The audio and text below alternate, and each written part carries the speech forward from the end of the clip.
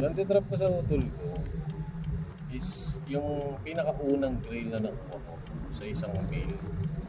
Black t-shirt yun na mail. So, doon ko nakuha yung MLB na monogram pattern siya na black. Tapos may embroid siya na New York, yung NY. So nag-check ako online before, walang available nun dito sa Pinas, sa mga stores, so hindi siya bago. So medyo matagal na rin siya. Through online, may nakita ko na old website sa Korea, saka sa I think saan yata sa US, sa eBay, na nagko-cost around din siya ng around $44 to 60. So, medyo rare piece na rin siya. So, magkano lang naman yung pinuhunan ko dati dun sa black t-shirt. Tapos, dun sa black t-shirt na bill na yon, noong una medyo hindi pa ako masaya nun. Pero nung unawaan ko na napag-aralan ko na yung mga nakuha piece, magaganda pala talaga yung nakuha namin. Nakakuha ko ng Pink Floyd doon na ang linis ng quality. Jumpman na Jordan na black t-shirt ng double XL pa. Tsaka yung Nike X Bape na t-shirt na collab. Ang ganda nun. Pag uwi ko, ipapakita ko sa inyo yung mga nakuha ko doon. Tapos may mga other items pa na mga Uniqlo, na mga 50th edition na anniversary ng Monster Hunter, mga ganun.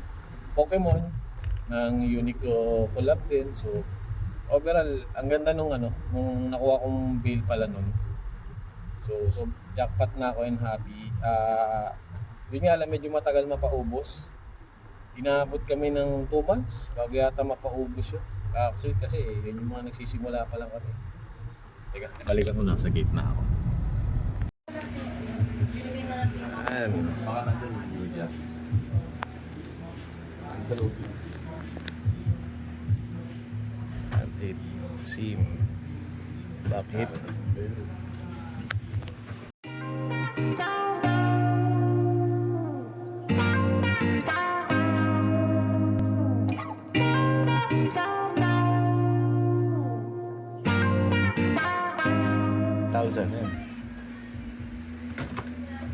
Yan ang batok Raiders May Raven dyan, di ba?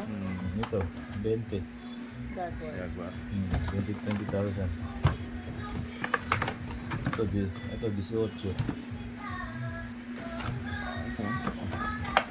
Ano ba? Ito paborito ko sa lahat. Ito. Nakita nyo yung ano. Ganda. Ayos.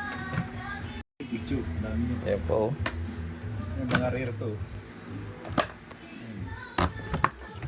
Ito, Raiders. Ito, 15 mil. Ito mainit sa mata. Lalo pag Raiders. Sikat kasi talaga Hindi ko na mabalik ngayon.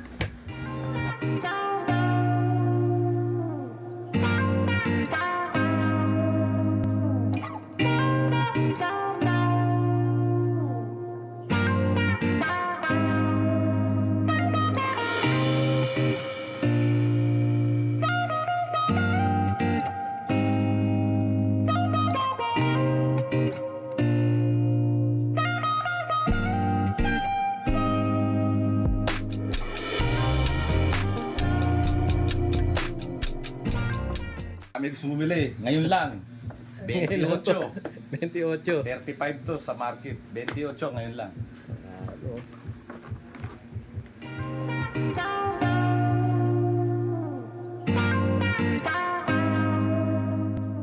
Ito yung sikat na coffee shop dito sa Angono, sa Mahabang Parang.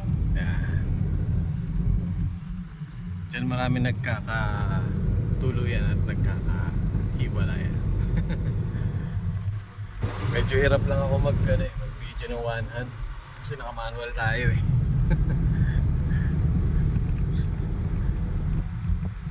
Pakita ko lang din sa inyo yung kalsada na to. Actually ito yung kalsada na teka, baba ko lang. Kailangan kong umamyo.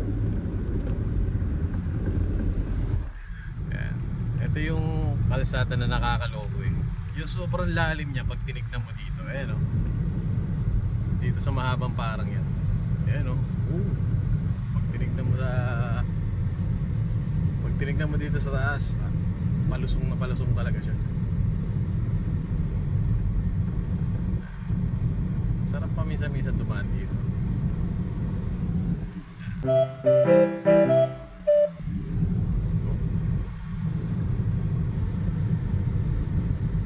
Barangay Mahabang Parang.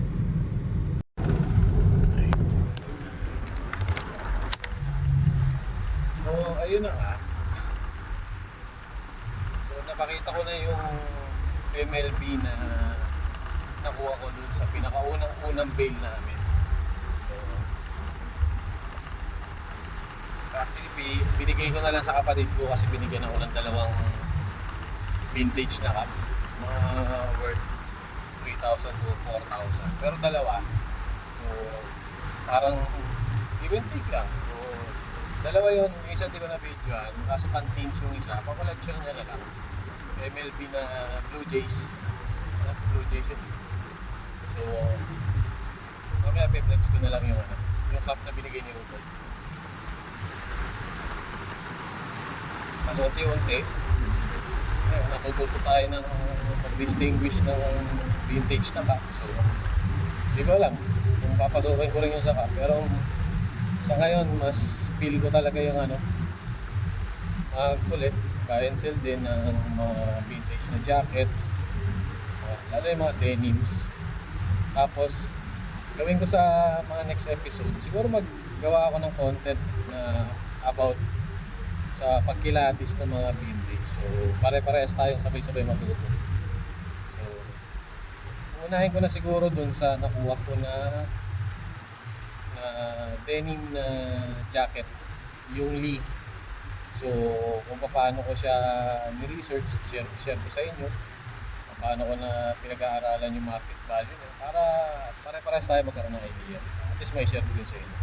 May makatulong din ako sa inyo. Doon sa mga nagsisimula rin na naging hilig itong pag-collect ng mga vintage na items, mga clothings. Okay lang. Dadrop muna ako dito sa isa kong deliver dito sa taas sa may mababa. Peace.